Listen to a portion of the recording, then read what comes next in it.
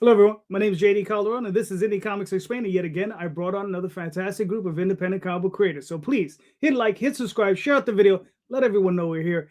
And without further ado, I'm going to bring on this guy. He made it.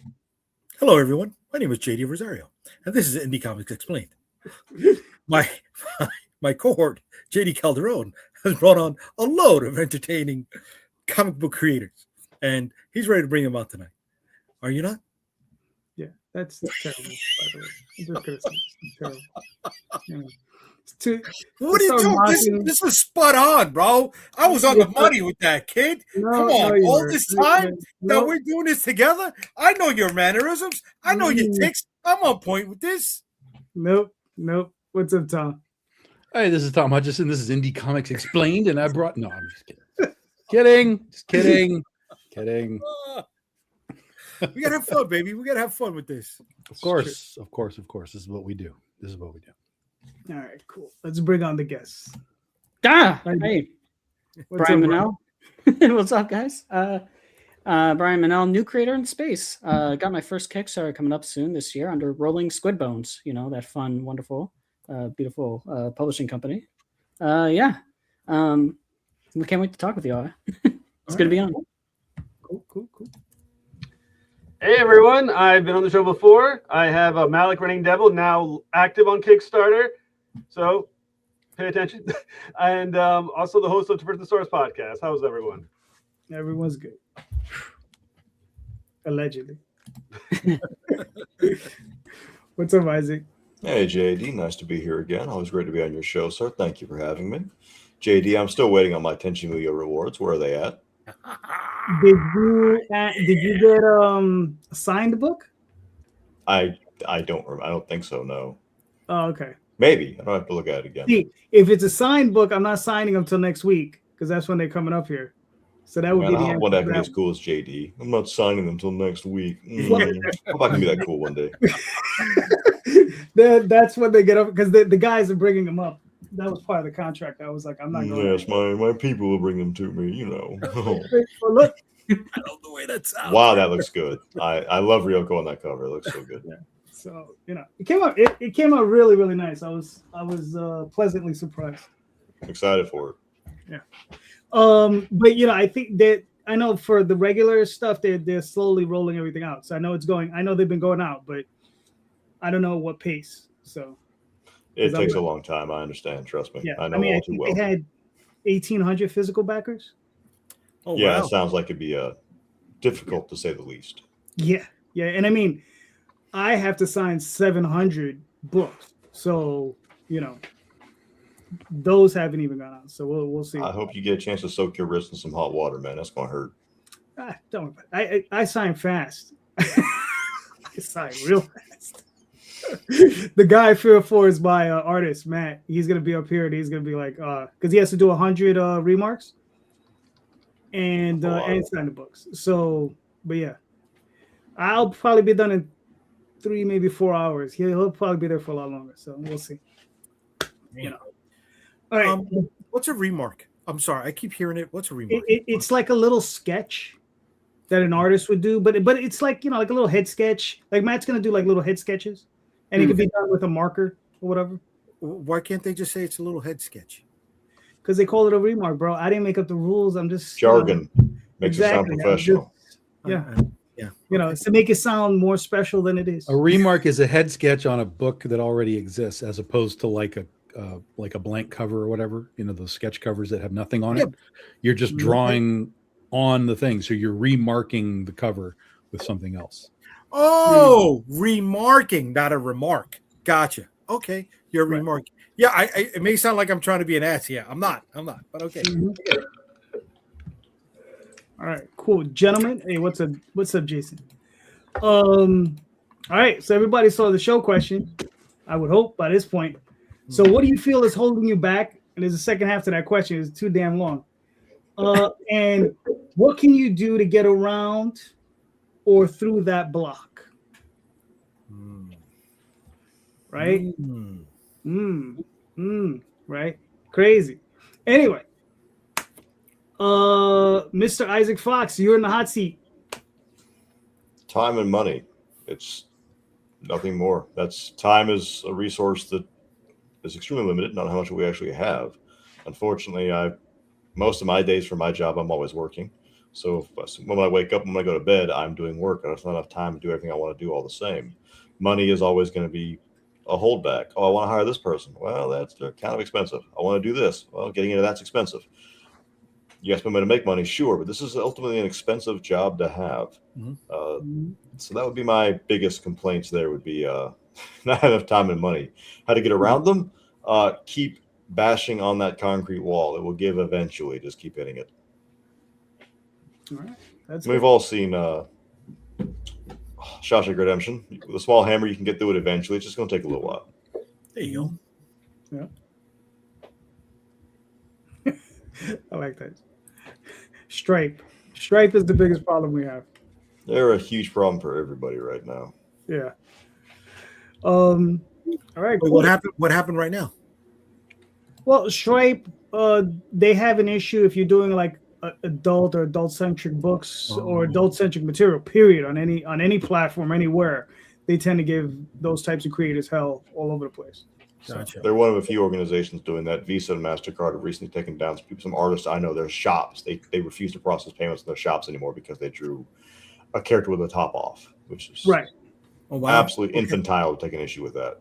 Right. It's not even like we're talking about like full blown out XXX stuff. We're talking about like, stuff you would see in a museum level of content they're mad about. Like they would hate Michelangelo. They would want him dead.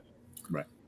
So do they operate like overseas in Europe, where this they're international. They're based in the US, but they're international. Mm-hmm.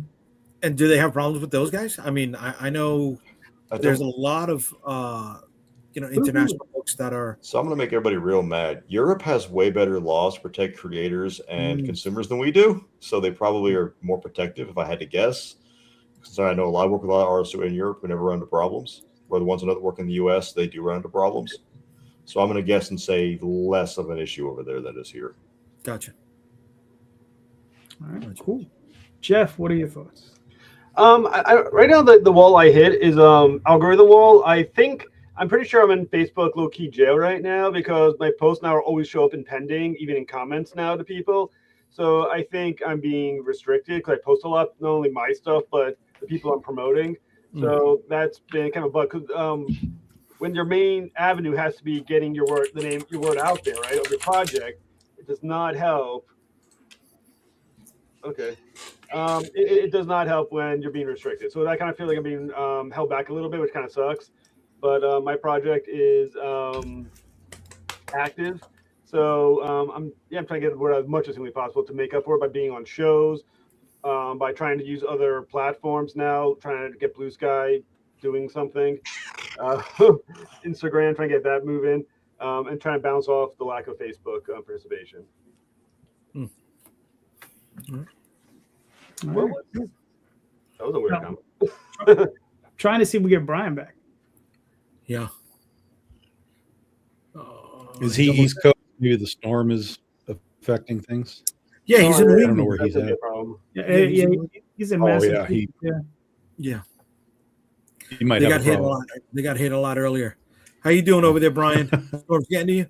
I think I'm alive. I think I'm back to life now.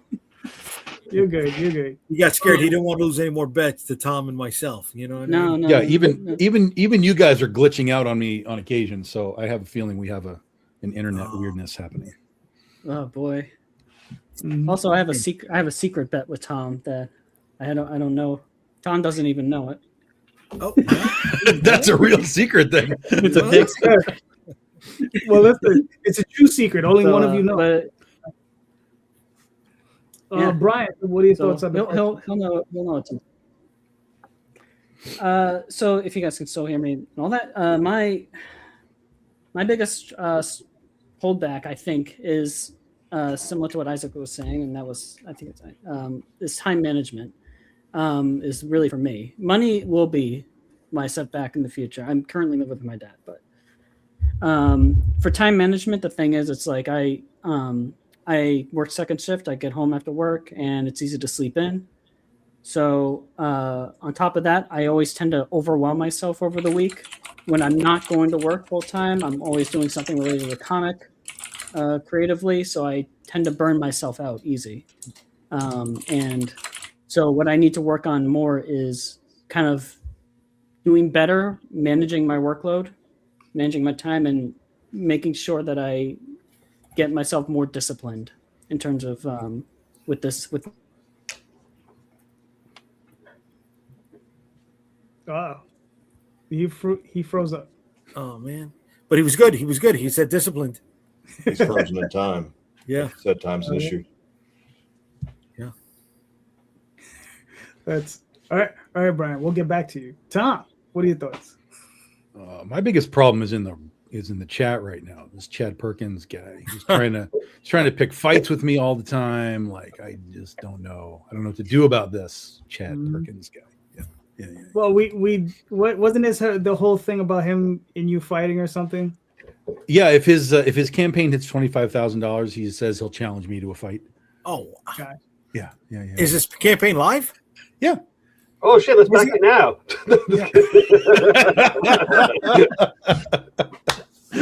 We need to find an angel investor, to help that out. Little bank loan just to see this make this happen. Why not?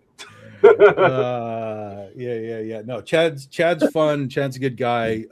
He does have his campaign up right now. It's called Set the Hook. So go check it out while you're listening to us. Shoot the breeze here tonight. My thing that holds me back is comfort level. Is I've reached a comfort level that, and I've talked about this before. There's sort of these two deadly elements of like one is laziness and one is comfort level, and they're very, very the same coin. But the comfort level for me is everything that I do as far as sales and Kickstarter and whatever, like it all just kind of works, and to the degree that it needs to work, and so that doesn't put a lot of like drive into me to be like, oh, we got to make it work because it's working.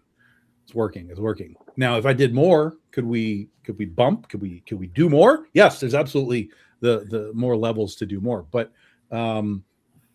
that's where I'm at. It's like I'm that's we've talked about this before. It's like flip it and forget it. You turn on the Kickstarter and you talk about it for a couple of days, and then you come back 3 weeks later and you remind some people and you're done.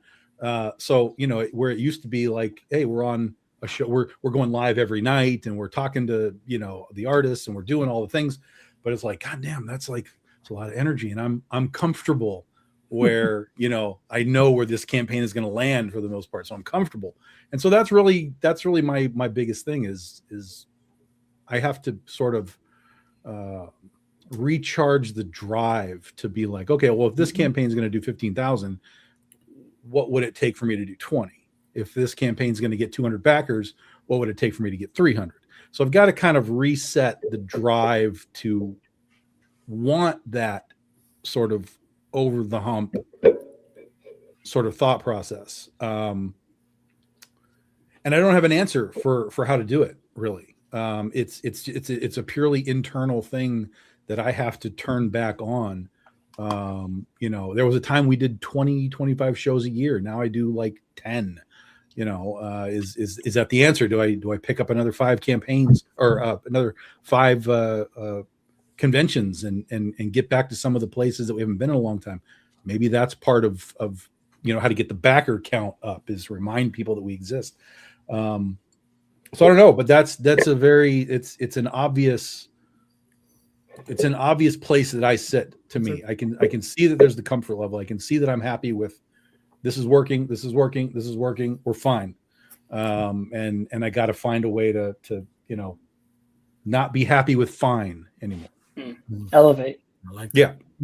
I like that. All right. Jay, just give me a moment. Brian, you popped off. Yeah. So do you want to finish your thought?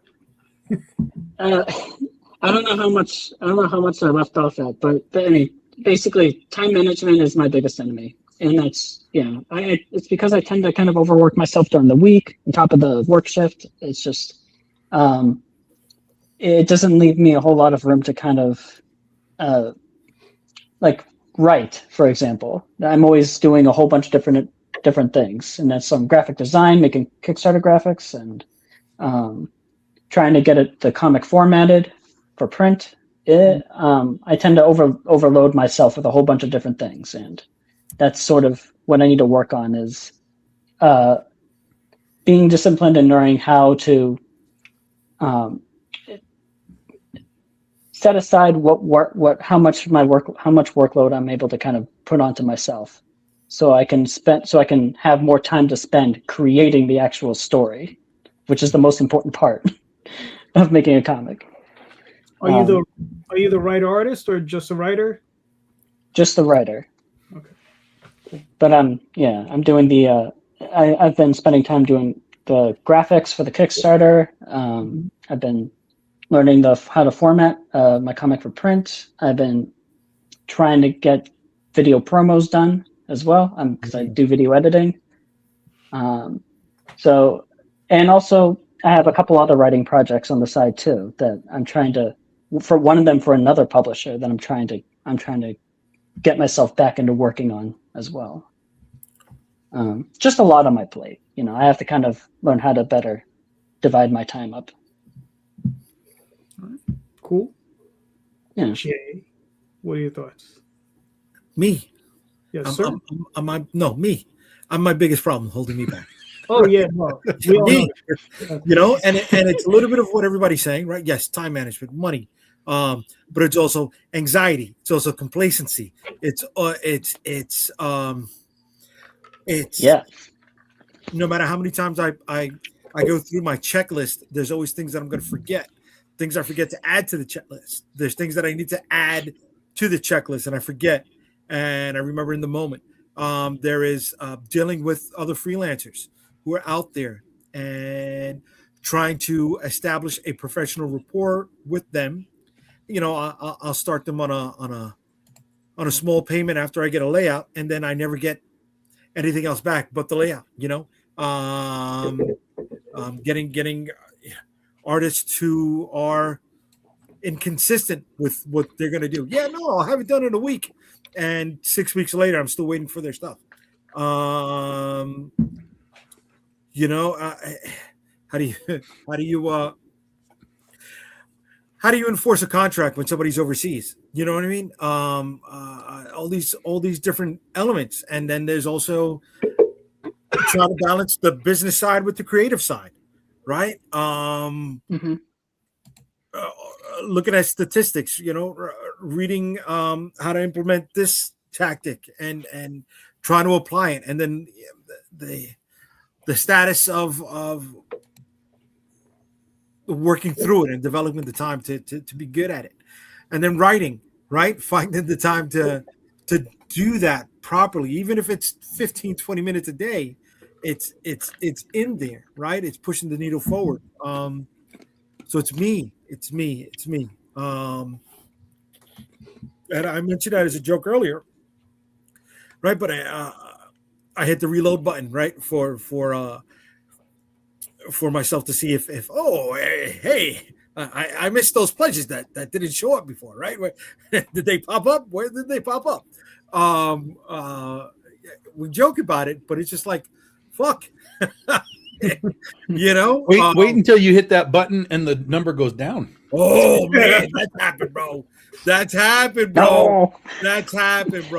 You know what I mean? That's one of those things where I punch myself in the sack when I'm like, why'd I have to hit it at that time? You know what I mean? And then measuring against myself, right? There's a website out there that gives you the stats and numbers on how you performed on other campaign. So I measure, okay, I had 50 backers by this point at that point upon launch, and I had this much money. How am I doing now? What did I do at that point? Different from now. So it's just like, sometimes you gotta just fucking ride the wave and enjoy it too, right? Because not many people are doing this, can do this, right? There are people who are professional. They can't run a campaign. This is not something they can do. So, Kanamori, you're familiar with JD's anxiety here. You good? Me, I'm the problem. Yeah. All right. Fair enough. I agree with a lot. Man, it's hard for me to say this. I agree with a lot that Jay says this time. Wow, it's crazy. I'm gonna spit my beer all over the screen right now. Kid. You all right? You feeling good? Let's check your forehead. Is it the blizzard that's messing with you? It might be. It might be. I think someone's shooting microwaves down here. I don't know.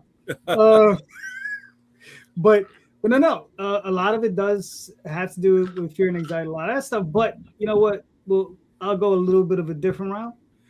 One of the things I think that holds not just me back, I think it holds it's holding, and I've had this conversation with Jay and Tom a number of occasions.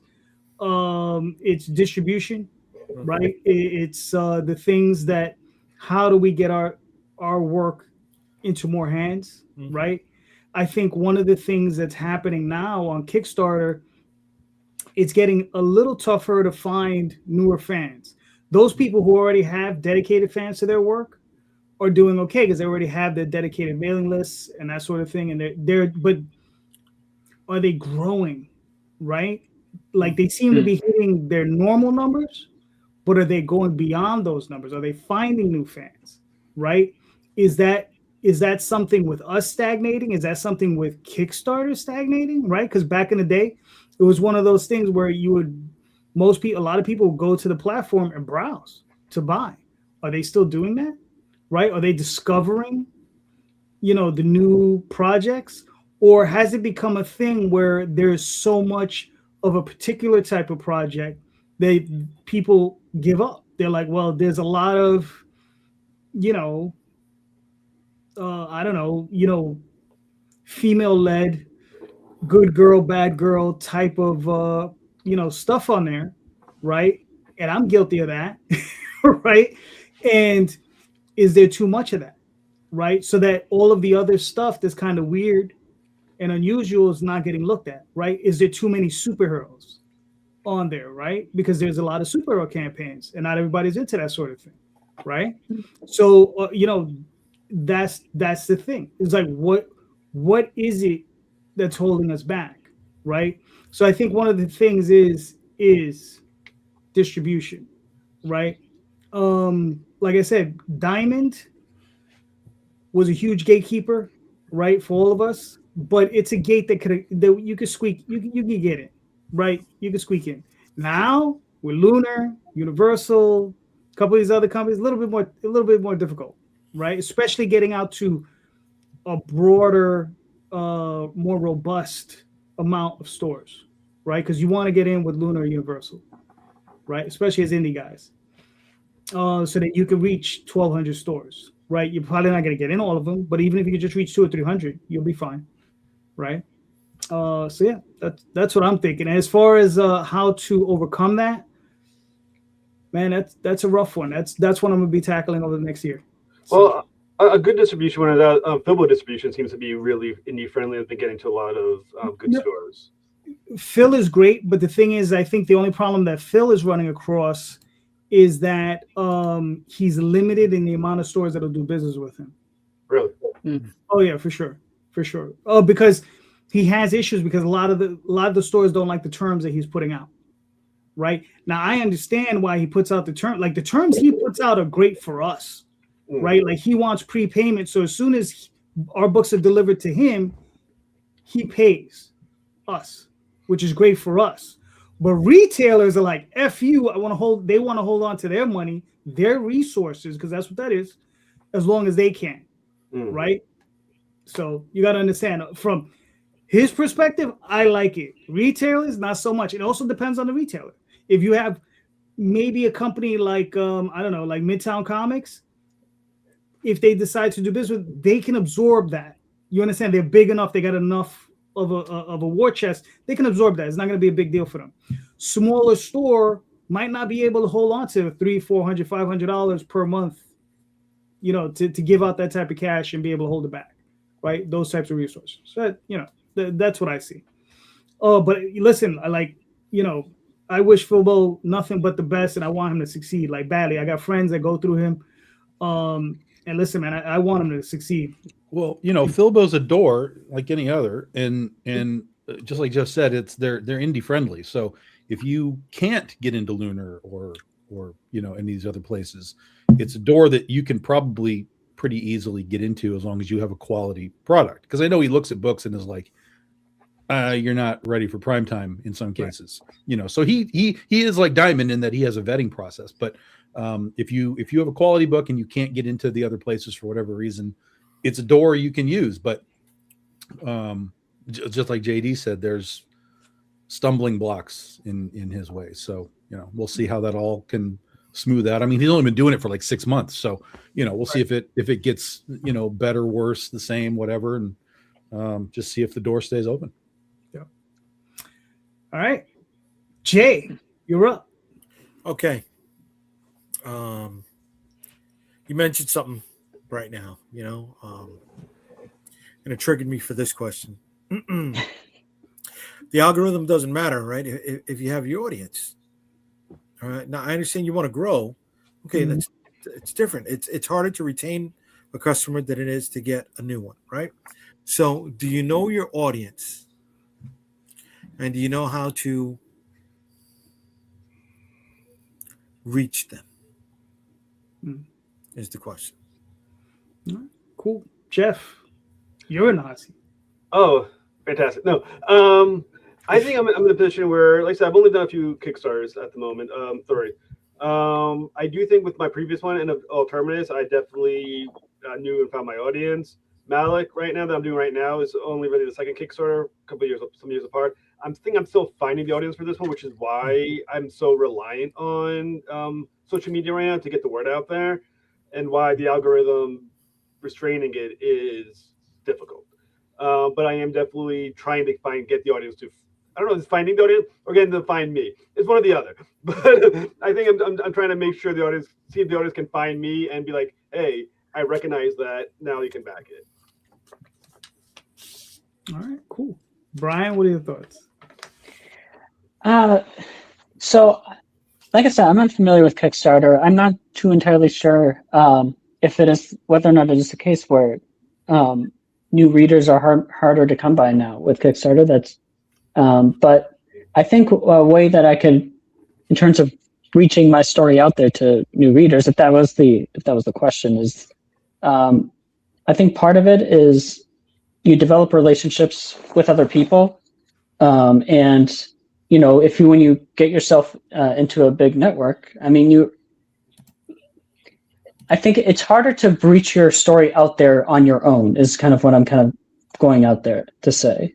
I think you have to develop relationships with other people, and that takes time. And I think you can only, a way to grow your audience is to just help each other out to expand ourselves out there. I think I don't know. I'd like to think that you have to get to somebody else, I guess. I have to think about this one a little bit more. Okay. That's fair. Not all these questions are easy. Yeah. But Tom has an answer. But you didn't ask Isaac. You got to ask Isaac. Oh, Isaac, I'm sorry. Come on. Oh, my God. You know what it is? I was going to follow your own patterns. Why does he have to Isaac, I know anything. Don't let him get away with it. Go ahead. Everybody's broke. I don't know if this is a surprise to anybody, but everyone's broke as dirt right now. I've got messages from backers for the last year and a half now saying, hey, I'm sorry I didn't spend as much this time because I'm broke. Everybody's broke. Nobody got money right now. So you kind of have to play around that.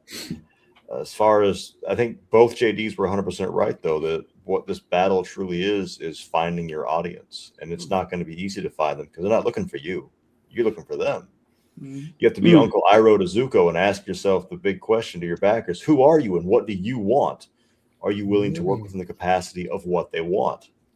It comes down to then, do you want to do it as a hobby or do you want to do it as a job? Which one do you want to do? Do you want to tell your story about this magic cat that fights space weasels? Cool. But is that what your audience is asking for? No. Then you got to go with what you got to take it as, okay, this is my hobby. I want to tell this story. Your audience goes, hey, we want the weasel to have the power of flight. Well, he doesn't have that. Well, they want that. So you're going to make the modification, or you're not going to do it.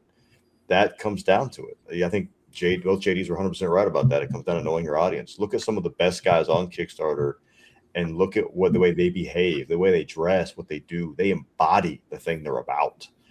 Everything they do reflects what they're about, what's in their books. I have a couple of good examples like that. I use a big name because he won't get mad about. Brian Polito is a fantastic example of this, and that his stuff is super, super metal, like everything he does. But look at the way the man dresses. I've never not seen him in a battle vest. Like, that's who he is, and he resonates with that audience, and he understands that. Figuring that out for yourself is the thing you have to do if you want your audience to grow, or to grow upon the current audience you already have.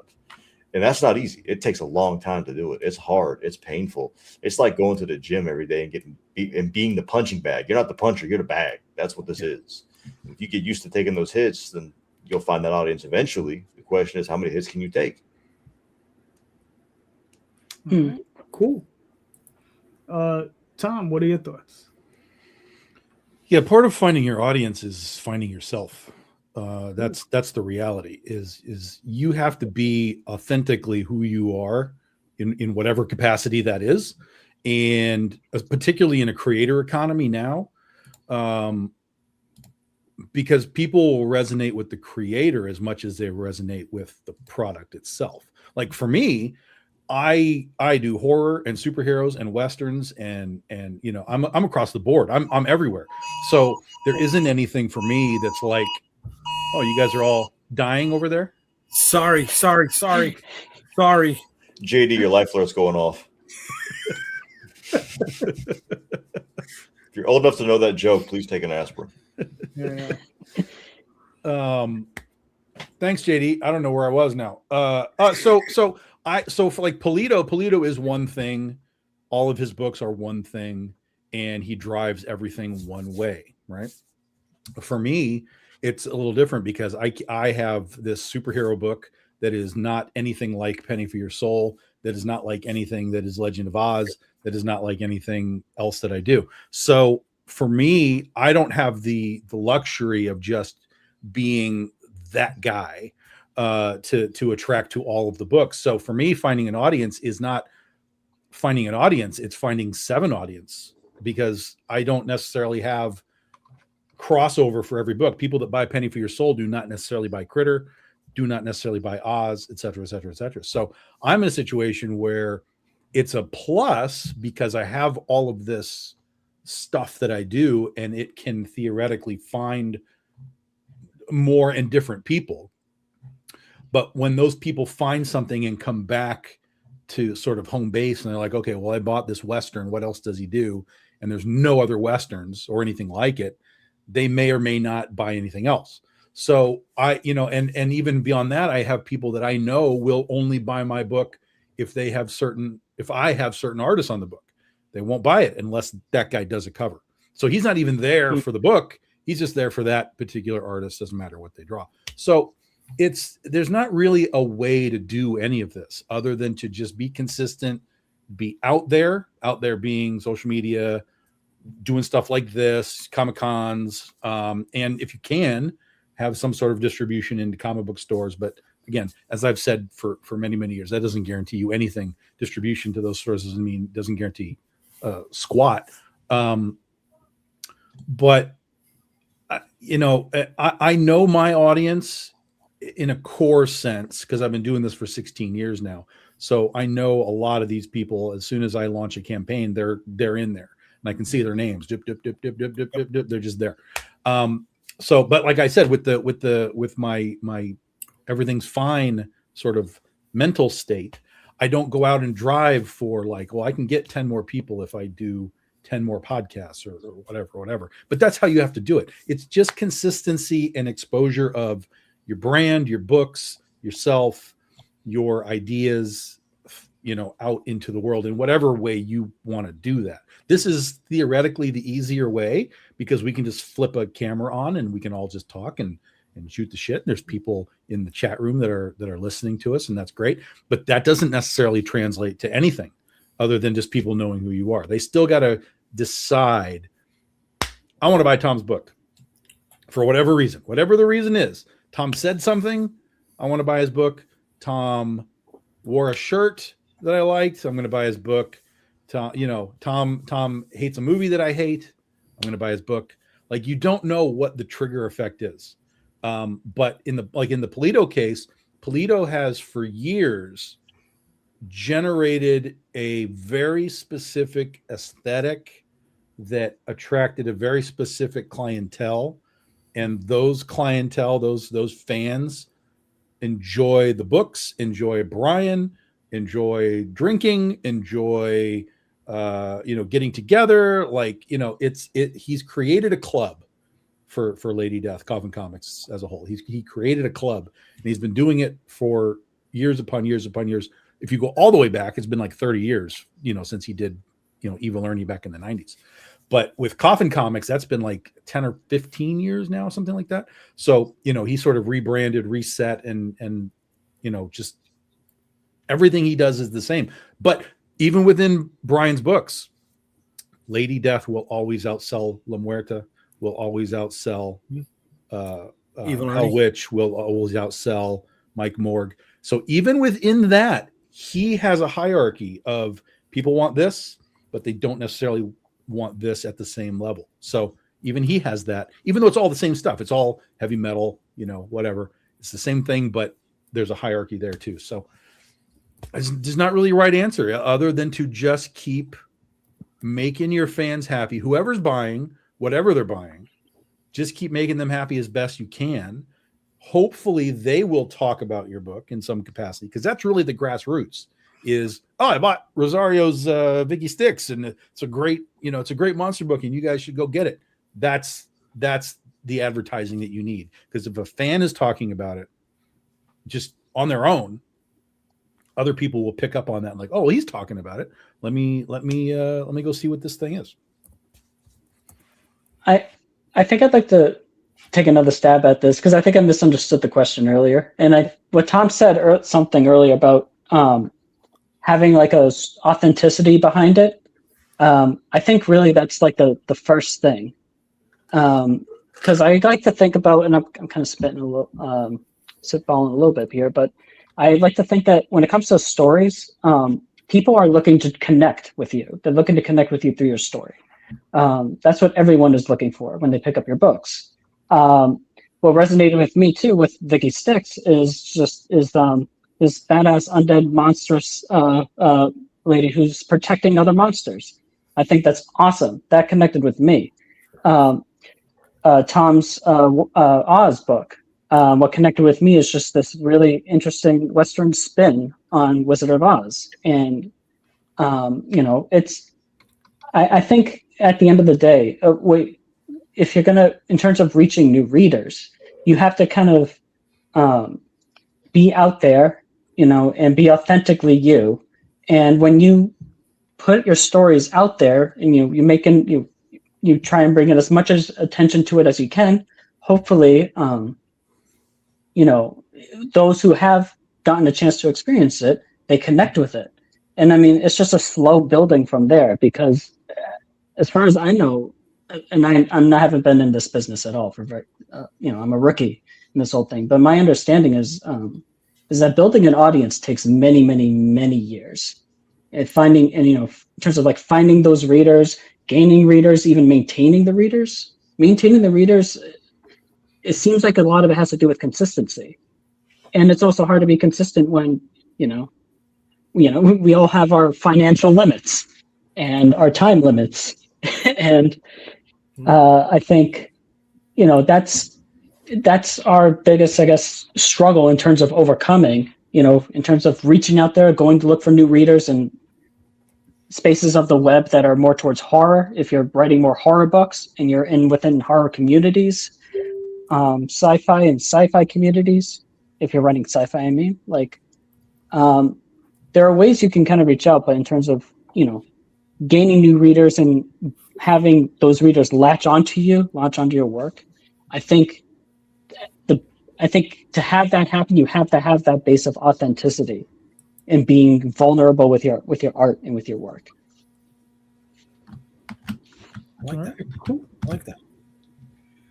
All right. It's funny is for myself is like, I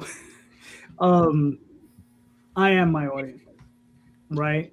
I write primarily for myself. When I create these things, I do it for myself. I do it for my own self-interest. I do it to entertain myself, and I share that with the public, hoping that there are a few other like-minded individuals, right?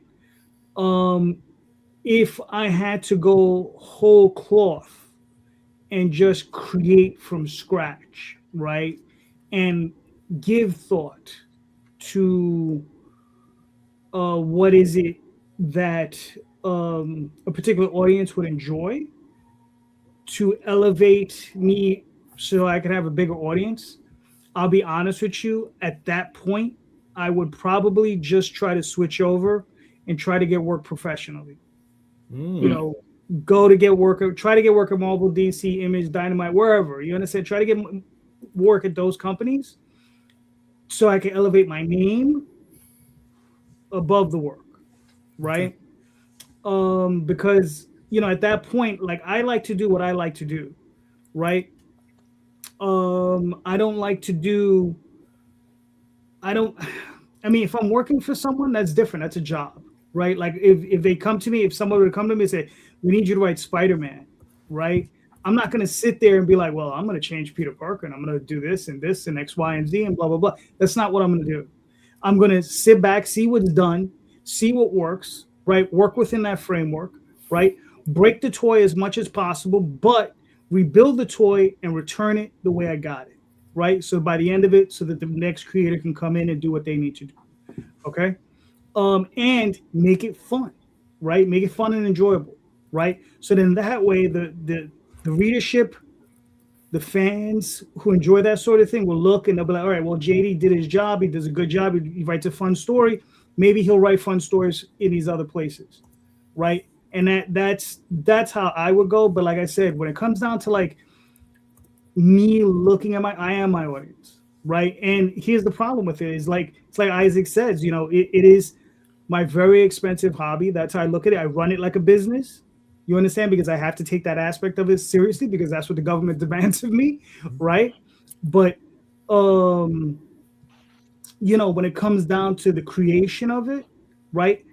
I try never to think of what do I have to do to sell this, right? Because that's the part where I feel like I get a little lost, right? Because I'm like, what should I do, right? Is it necessary to go this route? Is it necessary to go that route? I don't know.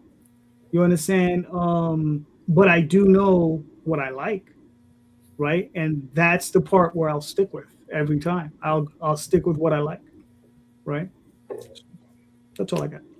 Yeah, and I think you get, I think that's the readers who latch onto that are the readers who will latch onto you or who will stick with you more, as well. Jay, what are your thoughts? I didn't have an answer, right? I was looking for an answer. That's why I was asking everybody here. But then you started seeing some things that touch me, right? I am my audience in certain genres. So when it comes to the superhero genre, my Shield of the Interceptor book, that is pure self-indulgence, right? That is superhero. That is me writing superhero stuff that I'll never write, and just putting my spin, and seasoning it with what I want to see. When it comes to the zombie stuff, the New York versus the world stuff, I'm a bit pickier with that, right? Because I love the zombie genre. So I'm more reserved in the kind of story that I want to tell with that. I'm more selective in how I reach those people. When it came to Vicky Styx, and once I deconstructed her and found out, okay, she's got a little bit of Hellboy in her. She's got a little bit of Jessica Jones in her. She's got a little bit of that 80s Beauty and the Beast TV show that had Ron Perlman and Linda Hamilton. And nobody is picking up on that one at all. That scares me. That shows I'm dating myself. Brian, I think you're like 26, 27. You know what? Listen, I know what that is, but there were like 12 dudes that watched that show, and the rest were women. I know, So. but it's like, okay, once I found out what those elements were with the Vicky Sticks book, I was like, okay, I'll go after the people that like that, right? And I'll speak their language, and in doing so, they're coming to the table. They're buying the books, right? At least those who have never worked with me or never picked up anything from me on Kickstarter before, at least they're dipping their toe in the water with some digital stuff. Awesome, thank you. But those who have been with me from the beginning, they're in on it, right? And they want the stuff that I do, which is the free reward for people who keep coming back, the reward for those who are there in those first 24 hours, the trading card set, which is expanding the universe, right? With the comic book, all right, you got those 24 or 32 pages or 16, whatever it is you can do. But with those cards, you're expanding that universe just a little bit more with something tangible. And people pop for that. People are jumping on that. And people keep coming back, at least for me. So I know that's something that I'm going to utilize to reach out to them. Well, I think to add to that, though, I mean, I can't imagine writing a comic book I wouldn't want to read. You know what I'm saying? I mean, I kind of feel like I have to be a fan of my book first. I can't imagine writing a book that I would, if I was on the stands, I'd be like, nah, this sucks. I'm not interested in this. What if you go down the road that Calderon said? He goes, oh, I'll do work for hire, right? And okay, you work for hire, but you got to do this book, which you don't know anything about. Well, I will say I was on hired to be on a project where I started doing it, and then when I realized it wouldn't be a book that I was proud of, I quit and I get back the money. Okay. I would have to. I got to be my first fan, I think, to be comfortable. All right, cool. All right, I screwed this up. Alec. I try to usually cover with a great intro, but I totally botched that. Jeff, do you want me to play this video? Sure. All right, cool.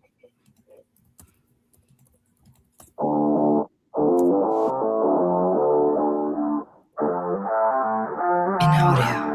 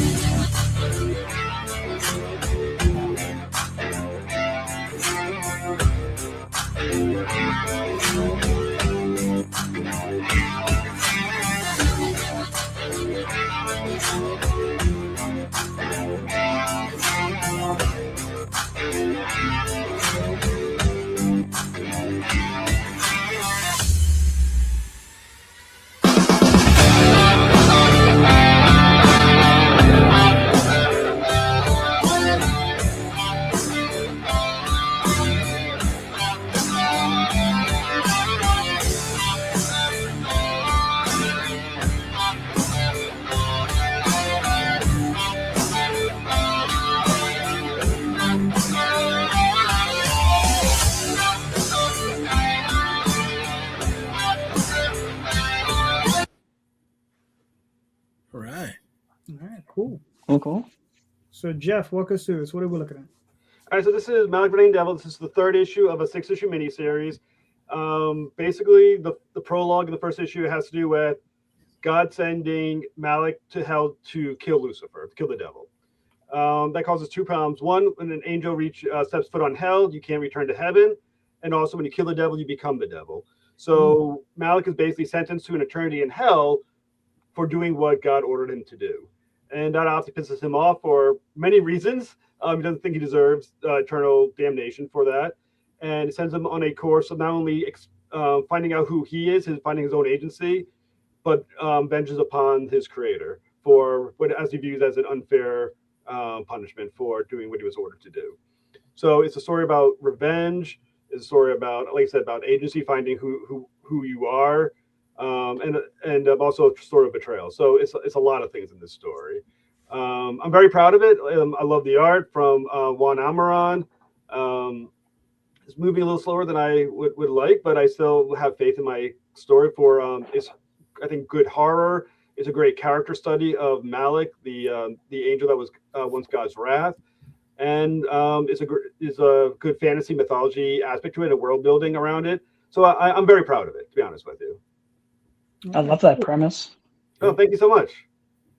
This is the 3rd issue. How many is this the conclusion, or how many more issues? There's going to be 6 issues. Okay. There's 2 issues that take place in hell, 1 in purgatory, 2 in heaven, and then an epilogue. And then there's 3 8-page tie-in comics that connect to it, but don't have to be read to read this. But everyone who backs it is going to get a 8-page prologue, either digital or hard copy, depending on how they purchase. And they also get 5 free PDFs, Indy Comic PDFs. So there's a lot you can get from just a simple backing of 1 issue. You get a lot for it. I'm trying to make sure the prices are cheap enough that people in a tough economy can afford something, either digital or hard copy. Basically, everything is going towards the artist, the coloring, the printing, and lettering. But I'm trying to make sure it's something that everyone can take part in. All right, cool. So you got your 65%.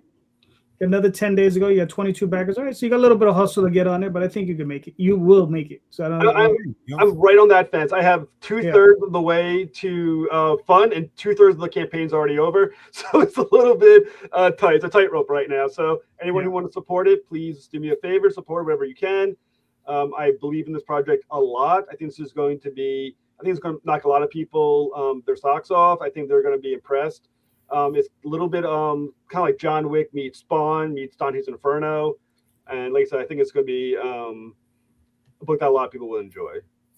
All right, cool, looking good, very nice. Everybody, go support, like it. Please do. All righty, now,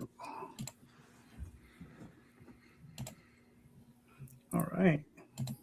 I can't say nothing about your transition. No, you can't. You can't. I was on your show the other day, sir. Yep. Brian, so what are we looking at? So The Wretched, I have a video there too, if that was of interest. But The Wretched is a story about these 4 experiments of a mad scientist. They're really they're young kids who were experimented on and turned into creatures of animal and machine called amalgams. They are sent out in a diseased region of Romeheim to kidnap humans for their master. But over time, they start to some anxieties within them start reemerging again, and they have to. They're having more difficulty dealing with them, and so they have to kind of learn how to rediscover their identities as monsters and learn how to become the thing that they hate most, which is being human. Okay, cool. Now this is the first issue. How many issues are in the series? So I have in my right now in my head, I'm ambitious with this. About 20 issues. That's probably what I'm trying to aim for. This is the big issue one. This one is going to be 70 pages, and it's almost done. We have like 10 more pages left to get colored and lettered, and it's also going to be in Spanish as well. And I'm having that translated with a Spanish translator I got in touch with, and we're going to have 4 different covers, some stickers, bookmarks. I'm keeping the my first Kickstarter a little bit light, although now I'm thinking about maybe adding a a small print in there as a stretch goal, perhaps. But yeah, it's going to be mostly a small campaign with covers and some smaller items. I like how you've loaded up your pre-launch page, man. You're trying to give everybody as much info before they get back in. Way to be on that, man. Thanks. Yeah, I had fun putting it together. All right, cool. And the first issue is what, 70 pages? I saw. Yeah, 70 pages long. All right. Is there any reason why you decided to go that length? So when I initially wrote this, the editor I was working with said, just write a story from front to back, however long you want to write it for, whatever makes sense to you in terms of how, the flow of it, where it ends. It was 96 pages at the time. So when I reduced it down to 70, the reason why it's that long is because how I have this first issue kind of set up, and I say issue in quotes, it's kind of big, but I wanted it to end in a certain way, and there was no way for me to do that without a few story elements that I had to touch upon first. So I guess this is kind of like an issue 0 and issue 1 mixed in, I suppose, but in order for me to have a beginning, middle, and end, while at the same time introducing who these characters are and what kind of world this is, it was difficult for me to reduce it any further. Okay. I mean, that's fair. When do you plan on launching? So I want to target mid to late April. It could go into May. So I knew it's difficult for me to project, but the book is almost done. All the covers are made. All that's left now is a few of the stickers to be made, and a possible print if I were to work on that. The video is nice too if you want to watch. Yeah, put it on, man.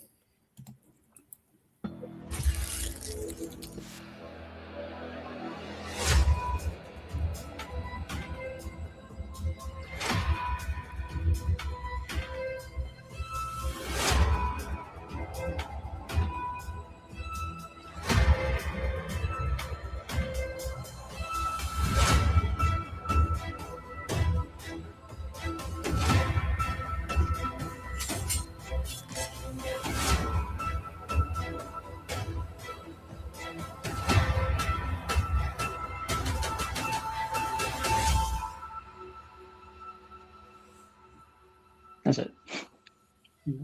Cool. Yeah, just a little trailer I made a little while ago.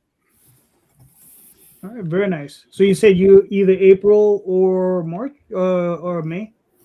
May, yeah, April or May. I'm trying real hard to get it done to mid to late April, but it could go into May. Gotcha. Now, what's holding you up? Is it just you're trying to get the book done? Like you want it done before you release? Yeah, I do definitely that. I want to have the book completely done before release, and just to kind of have my ducks in a row. It's difficult for me to commit to something. I've started production on this, I think, in December 2024 or 3. Okay. And I just need to. I feel comfortable with establishing a launch date once I have basically everything together, and I don't need to worry about too much in terms of waiting for items to come in or something. But like, I just need I just need to kind of wait at least until the book to be done, and then I'll be able to feel confident and be like, all right, this is the date. I'll have it ready printed, and the Kickstarter is only going to cover printing costs. So you are going to print it, because Green Lantern Burks is asking a question, and I had it too. You are printing it? Yeah. Well, I'm going to be getting it printed. Yeah, I'm not physically printing it, but it's going to be printed. No. Can I ask how much how much is the initial print reward going to cost? So the physical is probably going to be. I'm including shipping in the reward tiers, so it's going to be $25 for the cover A and $30 for the variant. So I'm going to have a limited amount. Okay, bump that up, brother. If you're going to cover the printing in there, go 30 and then 35. You know what I mean? This is your first one. You put a lot of work into it. This is from somebody who has always fought back on people telling him to go higher, right? I've always went with a very low print reward tier. And Yeah, but $25 is, in a lot of cases, you're going to get like 100 or more pages, like a trade paperback for 25 bucks. So if he's at 70, 25, and that includes the shipping, that's a pretty good deal. So the flip side of the coin, because Jay's not wrong, but the flip side of the coin is he is new. Nobody knows what it is. Nobody knows what this book is. Right. So if you can be a little more liquid in your price, you might be able to get more people to give it that first try. So, just a couple of ways to think about it. But yeah. I'll definitely have some time to think about it. That's something I've thought about as well. And considering what, as Isaac has mentioned before, how these days it doesn't feel like people don't really have as much money to spend, these days. So I thought about just maybe reducing the tier cost by $5 or something like that. Don't do it. I wouldn't go below 25. Yeah, don't do it. With your shipping included, I would not go below 25 for that size of a book. $25, you're in a very reasonable place at $25. Yeah, very reasonable. Okay. Yeah. Can I add what people tell me and have told me many times that it took me a while to listen? The folks on Kickstarter know the gimmick, right? They know that this is not cheap. They know that this is coming out of our back pockets, and they're willing to pay for the premium experience to get something that they like. Yeah. And I for sure. I've been told that considering that and the length of the book as well, keep it at 25. At the least, I have the digital at a $10 tier. So digital is $10. I'm also going to have deluxe editions for this as well. I forgot to mention that. I'm going to have like 15 pages of concept artwork and 15 pages of work in progress work as well. So there's going to be a deluxe edition, which is going to be 100 pages, which is going to be like $5 more than the physical. Just $5 more. Maybe. Cool. I mean, your numbers. You're going to know your numbers better than we will. And I mean, I agree with Ray. I mean, I agree with JD because I'm the one that's constantly telling them this along with Tom. And he's kind of listened, but not really. But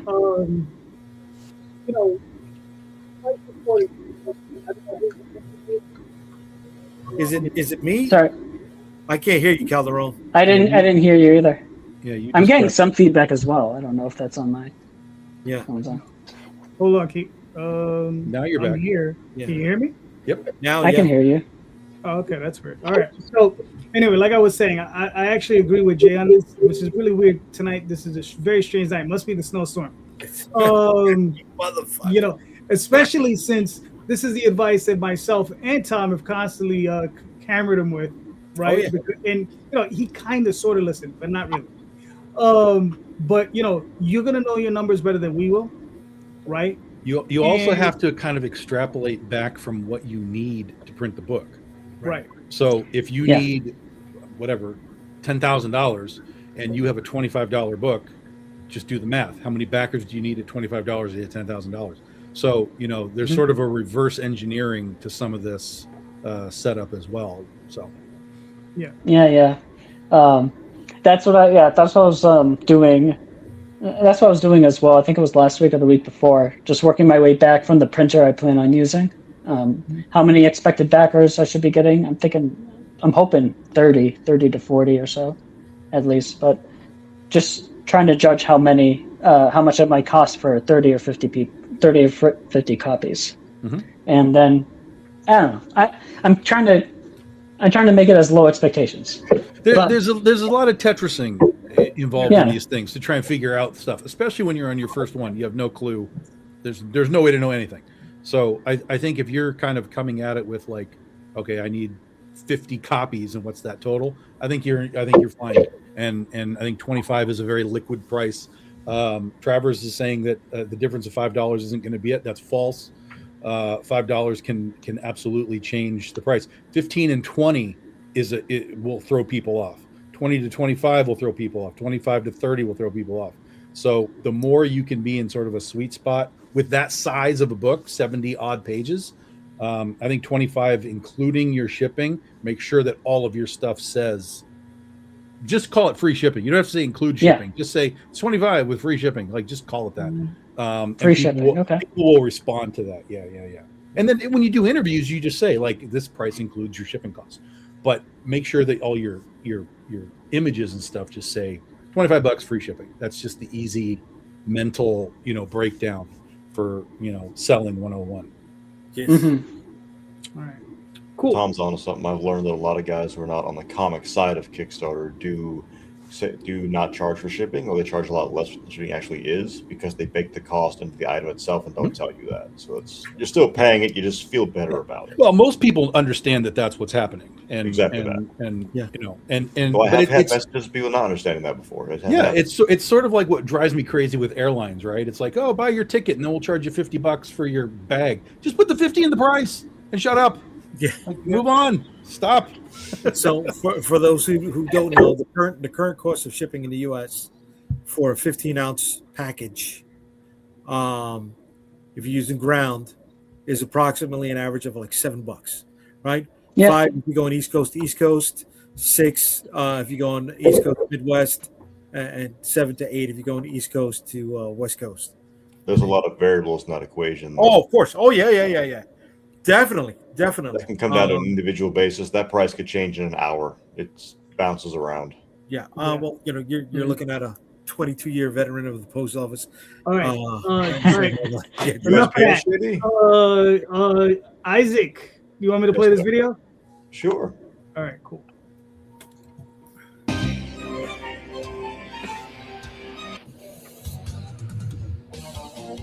JD, better recognize this. Winning love by daylight. Never run from a real fight. If you don't stop, you'll get us sued. Click, click, bang, click, clack, the gusts are sealed. No more magic here, you know the deal. 'Cause we both know where this is going. Brand new budget, brand new expensive toys, just for you to know the girls and boys. It's time to get the stuff bumping. I know you got your eyes on me, but you better get in line. My eyes are set on my partner, you heard, and I'm gonna make him mine. So get such you busted. When I flirt and I tease and I talk, I can't be trusted. 'Cause I know how to get what I want. My heart is on fire. All right. Cool. I was hoping you got that joke at the beginning, JD. You're from that time, man. You need to get that joke. Counts as a parody, so they can't come after us. All right. So, Isaac, what are we looking at? You're looking at the 4th issue of Suck You Busted, which has been our most popular series. It currently holds the record for the most popular, most backed, and highest rated single issue comic series in the history of the continental United States' largest city. By square mileage, LA County has more people than our entire city does, but you take what W's you can take, especially at the level I'm operating at. This is strictly an 18+ book, so if you're the kiddies, don't open this book. It's not an H book, but it is an ecchi comedy. So if you've seen things like High School DxD, Monster Musume, Interspecies Reviewers, you're going to feel right at home. Or if like things like Sunstone, on the more traditional comic book side of things, you're still going to be right at home. If you're a man of culture or a person of culture, you've come to the right place. JD, I know you're familiar with the term ecchi, but for those who don't know, it's a playfully sexual term, essentially. One of those shows where somebody trips and falls over, and for whatever reason their pants come down, you can just see it. That happens. You'll see a lot of that. This was intended to be the final issue of the series, but when issue 3 came out, we received one complaint on loop. I got it at conventions, I got messages, and I got emails about it. that the series was stated to end in 3. So it's getting a second arc because I've had so much demand for it. So Succubusted 2, Dirty Angels number 1 will come next year. But as of right now, this is Succubusted number 4, the biggest bust yet. This one actually doesn't take place in Jacksonville, Florida. Our heroes travel down to Gainesville, Florida to track down the demon and the witch who are responsible for a sinister plot to conquer Jacksonville. And the question is, can they save the day or will they be pounded into submission? They don't have time to call for backup. A lot of questions are asked going into issue number 4. Will Rita finally confess her feelings for Liam? Will they finally bang? Do we get to watch? What's going on between Kimiko and the Queen of Lust? How kinky does it get? All of those questions are going to be answered here in issue number 4, along with a lot of action, combat, bare-breasted battle, and addition exposure. The crime list goes pretty long, actually, despite the fact our characters are officers. And this is a 32-page book of interior pages. Anything that Ash Ticket Comics does, if it goes to Kickstarter, it's already done. The book is ready. All I have to do is hit send to the print shops. We don't make you wait. There's a waiting period already because 99% of everything outside of the art is done by one guy, and that's me. So shipping, handling, all that's just me, but still. As always, no AI. We don't permit AI in any capacity, anything we do. I have no patience, respect, mercy whatsoever for that. There are no shortcuts to demon summoning. You will do it the old-fashioned way, by putting pen to paper, paying artists, and working with people who have dedicated their lives to mastering their crafts, myself included. Early Fox Special, we tried doing those. That ends Tuesday night at 11:59 p.m. That is an acetate cover. I think you guys know what that is. JD, I know you being a fellow anime fan are familiar with the magical rays of light anime loves to use. Come out of nowhere to censor things when it happens. That's what that acetate cover essentially is. Only when you turn the acetate page, those magical rays of light disappear. You get the barren artwork beneath, along with cover B and a special trading card, which is the Goth Rita trading card that's exclusive to that tier. We have a couple of tiers that are referred to as pantsuit tiers. Again, JD being from the anime world, you are familiar with this concept, I am certain, especially to the blue girl. It comes with our first ever item card for our upcoming trading card game, which is Rita's Panties, which actually is a pretty powerful item card. Admittedly, some of these cards might be a little too powerful, but I guess if everything's overpowered, then no one is overpowered. We brought in a lot of new names that haven't worked with before on this one, including people like Witch King, who is a professional H artist, Nikanoji, also professional H artist. Along with a couple of other new faces, Arturo returns. We love working with him. He's fantastic.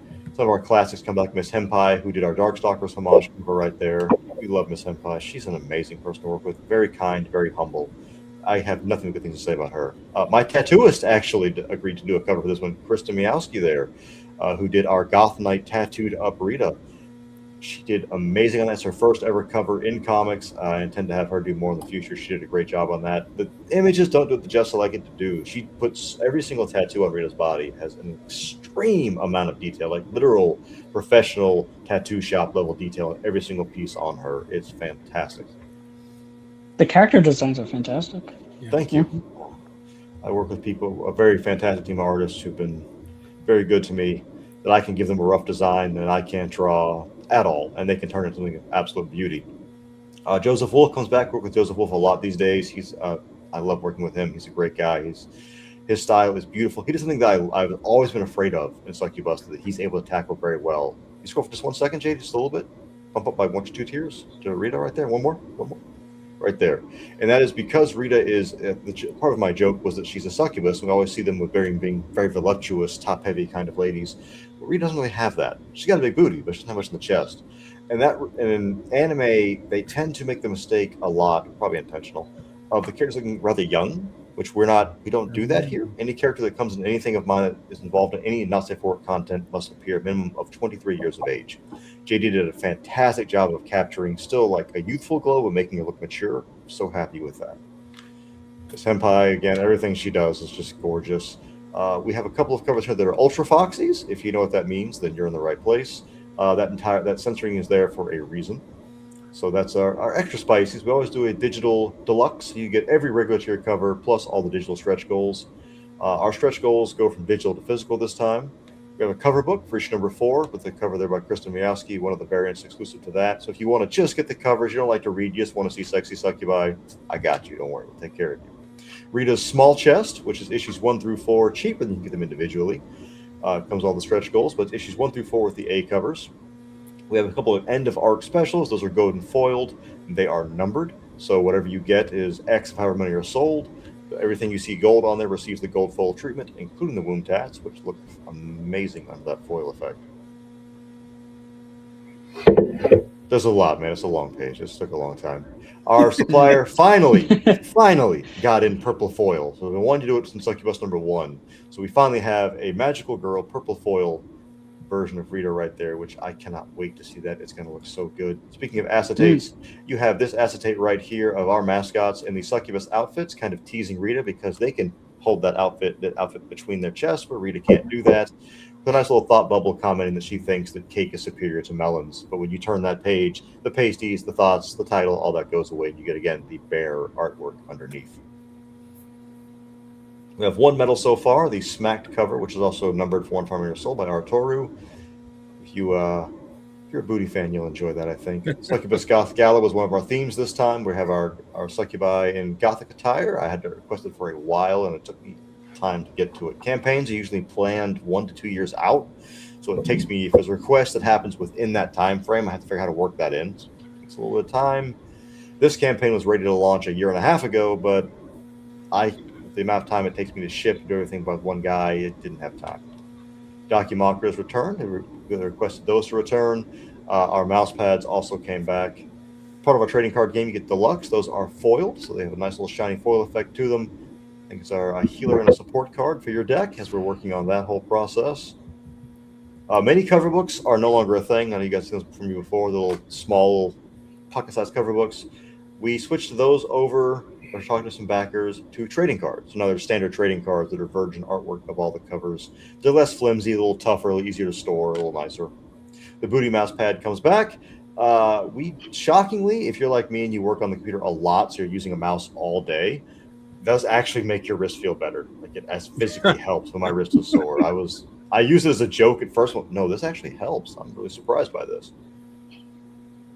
More traditional anime style mouse pads are also a thing, because why not? We also, this time I got permission from the artist to bring posters of some of our most popular cover art from previous campaigns. So I have Cute Sexy Robots, who is fantastic. Some other creators came here recently and asked if they could get him. I've been a friend of CSR's for many years, and it takes me 1 to 3 years to get a cover from him still, even as a personal friend. So, it's very difficult to get covers from him. He's very busy. Lyrics, we have permission from her to use some of her covers as posters. We also had from issue 3, I think, we had the good ending, bad ending covers. If you guys have ever played certain kind of cultured video games, you're familiar with good and bad endings. With the bad ending being that you become the succubus's slave, and the good ending, you enslave her and an angel. Good ending might be subjective to taste, though, depending on what your desired outcome may be. Hey, we don't judge here. My job is to make you happy, not judge you. Anything with an orange star on it now means that cover no longer reprints, in part because our office is running out of room to store things. So, okay, we have to stop reprinting some of these. So if you see an orange star on it, it means it's not coming back. Once it's gone, it is gone forever. Our previous titles are always add-ons on there. I think I've been doing this now for 12 to 15 years. I forget. 12 years, I think, in comics, 15 in entertainment. So our backlog is substantial, and you can grab them. Usually you can get them cheaper on a Kickstarter than you can off our website.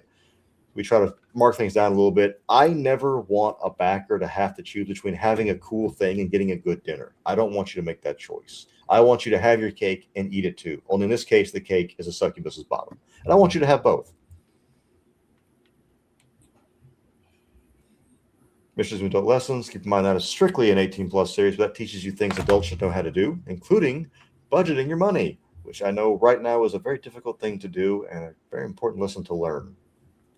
Manticore was our last campaign, and our stretch goals, which were on the cusp of yet another one. So we've been knocking those out far faster than I anticipated. This campaign has had the fastest takeoff of anyone I think I've ever done. And for that, I am incredibly grateful to our fans and community for that. Backers really are an amazing group of people. If I know, Brian, I think you said you're new, I will tell you, backers are amazing. They're very patient. They're very kind. As long as you're honest with them and keep them updated, they are totally nice people. I think after 12 years, I can count 3 backers, 3 that I've had problems with in 12 years. I have problems with more people than that if I walk into the mall. So absolute love for them. We have a strong dedication to them. We have a Discord server we talk to our fans, and if they have request, we'll make it happen. We get special requests from our campaigns. So if you guys ever see a cover from a previous campaign you want that's not here, message us. If you're looking for a bundle that's not offered, message us. We do everything we can to work with you to make you happy. Brooke Astral, our company mascot. She handles our customer support on Kickstarter. She's always on standby. But if you want to do it a little bit faster, you can go over to our Discord server. Izumi Fox, no relation to me, is our community manager, and she will answer questions and work with you in real time. If she can't make that tier happen for you, she'll message me. And I don't care if I'm in bed, if I am donating blood, if I'm with the partner, I don't care. I'm getting on here to make that happen for you. You are priority number 1 for Astro Ticket. Issue number 4 is called Love, Lust, and Lesbians. So have fun with that. All right, very nice. Very nice. I mean, listen, you met your goal. You're killing it as usual. Great covers, you know. So I mean, I don't even know what to say, man. You always killing it. So lucky and very great, very, very grateful to our backers. The faith they put in us motivates me to continue making sure I do the best I can for them. I will not let them down. I don't permit that. I will get, just for a story of how dedicated we are to our backers and what we do. Recently, I had some test results that said I was going to have organ failure and I was about to die. Luckily the tests were screwed up. They messed it up, but I still had to go to the ER.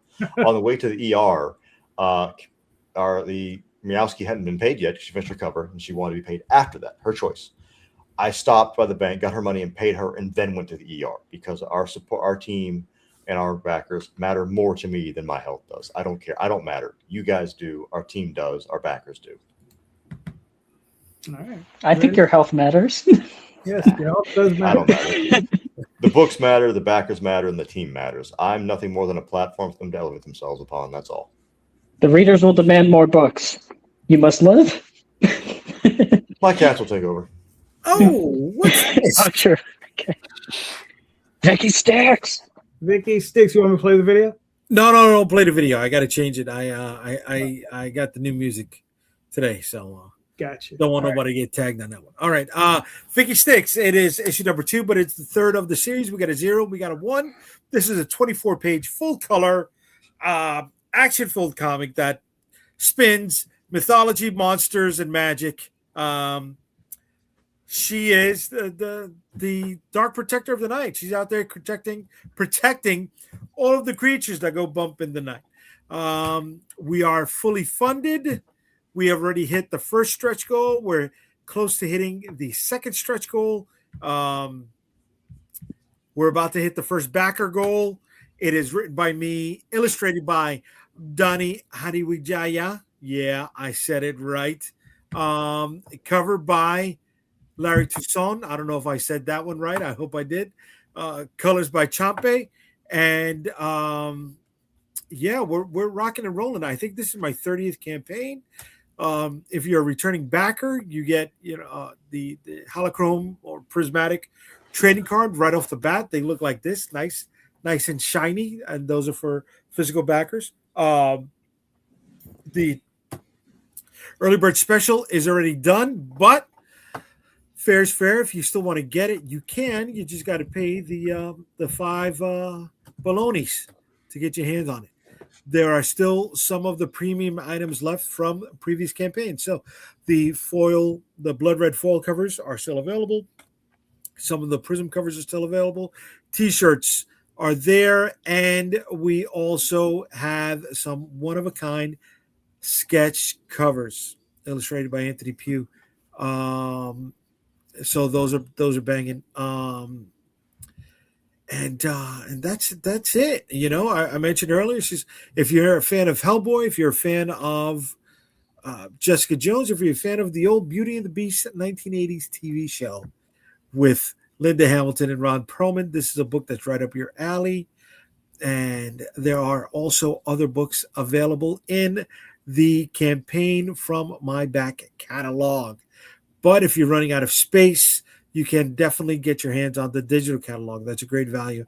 And then if you scroll down a second, Calderon, Vicky Sticks is the 3rd book right there. Hold it. For those of you who do not know, I've been pushing this for a while now. Myself, Calderon, Tom, Marvin Wynn, Rob Multari were part of an independent comic creator collection trading card set. This crossover includes 9 different cards, where if you get all 9 cards, the back form this really big, nice jam image So 3 cards are available. And if you missed the first 2 campaigns, the links are here in the body, and they are still available in late pledges. All right. Very nice. Very nice. Thank you. And JD, that top cover is metal, man. It looks really good. thank you, brother. I was going to put the original up for sale, and I'm like, no, I like it. That looks awesome, man. That's I don't want to get rid of it, man. It's banging, brother. So we got Larry booked for the next 2, and we got Donnie booked for the next 2 issues as well. So our team and the whole creative team is going to remain consistent for the next 3 issues, which is awesome. Yeah, man. And all of the campaigns, for anyone who is interested, all you got to do is check out the comments over here, and all the links are available in the comment section to all of the campaigns that have been showed off so far. All right, very good, very good. Real quick, I'll put up my campaign. I got another 7 days ago. The Dreamweavers. This is a catch-up campaign for issues 1 and 2. So if you haven't seen this before, this is your opportunity. Dreamweavers is a book that I started in the early 90s. It's one of the books I first started with, and I remastered it. I relettered the entire thing. We got the whole thing colored. This is the 2nd issue. Matt Lunsford, who's the original artist, he's coming back to finish the series. So we're finishing it up. I got some variant covers. I got Art Voyager, Red G, Pablo Diaz, Erwin Precieta, which I'm pretty sure I messed up his name. This is Matt's new cover. He did a new variant for it. And these are actually the 2 original covers that appeared when it first came out. The only thing with these is I had them digitally recolored. That's the only difference. But these are the same 2 covers that appeared in 1992. Actually 93 with these 2, because we were doing annuals back then, but we didn't know that.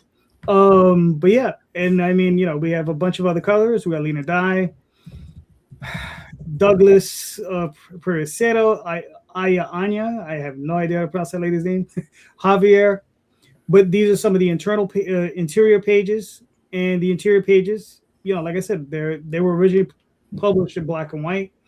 And the story is about 4 kids that whenever they go to sleep, they wake up in the bodies of their role-playing game characters, and they're fighting a bunch of demons to hopefully save Earth. And that's where we're going from there. So another 7 days, so go check it out. All right. I can't help but notice you channeled your inner little blue girl on some of those, JD. That's not know what that is, of course. Well, that was before La Blue Girl. Oh. Yeah, we did that. You did your homework first. Yeah, we were very well schooled before we got to La Blue Girl. So. You're a man of culture. I respect that. Yeah. Tom, you're up.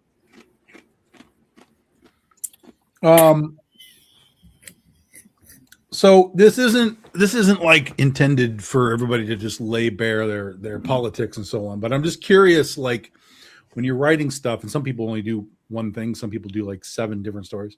I'm just curious if, as you're writing things, do you either write a story purposefully with your sort of worldview message in it, or / do you just kind of write a story and every now and then you kind of drop whatever message you want to drop into it? Or is the bulk of your work pretty much just like, let's just go, let's just have let's just do superheroes, let's just do fantasy, let's just do that, and we're not worried about sort of like the real world leaking into it at all? All right. Isaac, you're up. Oh no, excuse me. Sorry, Brian. We're working the other day. Okay. Well, this is going to be interesting because I don't write like I don't write from the well of from real world from that kind of aspect of real world perspective. Like I kind of write usually from within my own like anxieties and fears and vulnerabilities and stuff. And that's sort of how my kind of stories come to life usually. If I'm going to have like the stories that I am writing, like with The Wretched, The Wretched has a message in it, but it comes from like something like a philosophical angle to it that I kind of relate to, or that I kind of connected with a little bit. And if I don't know, if I were to write something with real world, like either politics or cultural implementations in it, I think it would probably come from just my own kind of connection with it. I suppose it's not something about me being kind of blatant about like what kind of thing I want to push more towards. I don't know if that answers what you're questioning, but Yeah. it's difficult for me to. Okay. All right, Jeff, what are your thoughts? Jeff, you muted. Unmuted now. I think if you look at Malik Running Devil, there's an inherent provocativeness to the story where a lot of people can be offended by the concept. I mean, if you're highly religious, you're gonna have an issue with Malik. It's just how it goes. But that's also part of the my worldview inherent within it, and I'm not gonna shy away from that if that's something I actually believe in. And it could cost me some backers, but at the same time, hopefully those who do connect with the story, will have a story they really enjoy. We'll see someone that they are on the same page with, and we'll give them something to think about, hopefully. So I'll say inherently politics is impossible to separate from a story that would derive from from anything else. I'm not doing something that's inherently neutral. All right, fair enough. Isaac, what are your thoughts? A question I was trying to avoid. Astral Ticket by rule is not permitted to mention, discuss, or show any real-life religion or politics whatsoever. That's banned in our server, it's banned in our work, yada, yada, yada. It's banned in everything we do. We use some of the fantasy of demons and angels, but not from a religious standpoint. That being said, I don't write anything that doesn't have a message to it. Even Succubusted being an ecchi comedy, it uses the stand-in of humans x demons to lightly, doesn't force down your throats, only the succubi get that kind of treatment, but examine how our society claims to be free, but we judge people based on who they date. Same-sex couples, inter-race couples, trans couples, etc. Demons can be a stand-in for anything like that. Kind of like how X-Men is a stand-in for people that society usually calls outcasts. Similar concept, but we're not going to beat you over the head with it. That being said, I've had to say this a few times, and nobody's ever raised a pitchfork and torch to me before, but there's always, all it takes is that one guy, right? Succubusted starts off with our characters being assigned to go round up a demon who's overstayed his visa in the mortal world. This was written like 6 years ago and has nothing to do with the current immigration climate of the United States. So please don't anybody think it does. I'm not saying that. This was written before any of this was even a thing. The idea was a simple case that they could do in like a 5-minute adventure in and out, that a project that was believed to going to fail, being having a demon work for the government, would fail anyway. So give them something easy. Issue 4 does also refer to the president as female, which again, this book was written like 3 years ago, has nothing to do with politics. My point was to emphasize that this takes place in a alternate reality, as the U.S. has yet to have a female president. President being female there should enforce that. I think X-Men has done the same thing, kind of a similar idea. So for the most part, I stay away from religion and politics, but I do think that writers' biases will always come out no matter what we do. We subconsciously do it.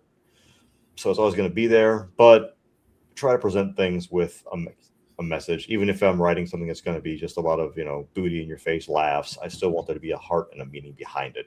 Mr. Zumi's Adult Lessons is a fantastic example of that, where it's a lot of adult jokes and imagery, but it's used to actually help you out. How to change a tire in your car, how to budget your money better, how to repair your toilet, things like that. You can use that stuff to an advantage, but for the most part, real life religion and politics, I avoid it like the plague in business. But wearing company colors, I can't comment on it at all. All right, cool. Jay. I got a message from the missus telling me to watch it with how I answer this. So the way I respond can leave me on the couch tonight, or it can leave me in the bed. I will say I stand with Jack Kirby, right? And if anybody knows the story, You know, there were a couple Nazis that called him while he was upstairs in the office, and he went downstairs to the front of the office building to bust some ass. Right? That's where I'm at. I can't help it. I read Captain America in the fucking 80s when it was written by Mark Greenwald. You know what I mean? Come on. That's where I am. When it comes to writing, story comes first, right? If I'm writing a political thriller, okay. But in something like New York versus the World, I've never shied away from this. New York versus the World is the whole story of it's that wall, right? It's that immigration wall, right? It's about xenophobia. But then, you know, all good zombie stories also carried that layer of subtext, whether it was commercialism, communism, racism, right? That was in there. This is New York versus the World, a zombie story about what happens when you got one group of people on this side of the wall trying to keep their family safe, and then you have another group of people on the other side of the wall looking for a safe place to keep their family. When that is the core of the story, who's wrong in that side, right? You throw zombies into the mix, it's a powder keg waiting to explode before you get to the last page. Does it come out in my writing? I don't know. You know, other than that, maybe, yeah, no. I know where I stand, you know. But then it's always been that, right? Jim Lee's Wildcats #2 had Vice President Quayle in it, right? Savage Dragon had President Obama in it. Going back to the Mark Greenwald Captain America stuff, Richard Nixon was part of the was part of that Illuminati. What were they called? The guys, the Secret Society, I think it was. Right, so it's always there. Shit, Captain America punched out Hitler, right? It is what it is. It is what it is. Go look at Baki. Yeah, that's a false statement. That's a wild. Yeah. What's a false statement? All art is inherently political. That's wildly false. I disagree completely. I think everything you say that is art is inherently political because it is messaging from the artist who's doing it. Unless you're doing something completely neutral, and toothless. But I think for the most part, everything is inherently has a political stand to it, one way or another. Or art. Depends on how you define political. I mean, I write things that are absolutely non-political in what I think is the traditional sense. But if you're going to say political in the idea of good versus evil, bad versus good guys versus bad guys, whatever, I would say there's inherent messaging to it all. I'm not saying it's technically like this is a stance of a political party, but it's definitely inherently messaging to everything that's actual art. I think there is inherent messaging, but I think it's just as much as about the message from the receiver of the art as much as the artist too. How someone interprets the art is arguably is a huge factor comparing to the artist, to the art itself. I mean, compared to the art itself. Again, I think it depends on how you define political. You don't have to be toothless in your story, or you don't have to have political bent to your story to have teeth to it. That means you're writing something for a political purpose in that regard, whether it's immigration, whether it's racism, whether it's whatever. But if you're writing a story that's just purely this is good and this is bad in the context of Superman versus Lex Luthor or whatever, something like that, that's not a heavy political message. That's just simply talking about, okay, this is a concept of good and bad, you know, how they interact, what's the motivation, et cetera, et cetera, et cetera. I would disagree. I would say Superman and Lex Luthor are extremely messaging political based. You have a character who represents usually the corporate wealthy, Superman who represents immigrants, right? It could be immigrants, could be usually a very inclusionary philosophy of things. I think that's inherently all characters have their own internal thing. Right. But even those internal things, depending on the writer, can be shifted and moved as you know, everything's been retconned and rebooted and reset. And now this guy is this guy. And now this guy is this guy. Even back in the day, Magneto was not Jewish back in the day. That was something that was added as the story was his character was moved along down the line of the X-Men. So everybody can kind of come and go. There's always things that you can put on somebody, but just because, so for example, Superman is an immigrant. Yes, we all understand that's the immigration thing, but that doesn't mean that every story that you tell with Superman is an immigration story. Right. Well, I'm going to have to say, I think what everyone is getting to is metaphor, right? Like, everything, and I think that's what most people mean, by political, the metaphor of whatever the story is you're telling, right? Whether it's good versus evil, business versus, rich people versus poor, trying to keep, whatever it is, it's all metaphor, right? On some level, right? And to answer the question, that's where I come from in my work. I don't necessarily make it political or apolitical or whatever. It's more about the metaphor. You understand what's the message I'm trying to get across? And one of the things about that is I try to bury it as deeply as possible, right? You got to think about it and you try to observe it. I'm not going to wear it on my sleeve. I'm not going to just be like, bam, there it is. There you go. That's not the type of work that I'm interested in. It's not the type of work that I do.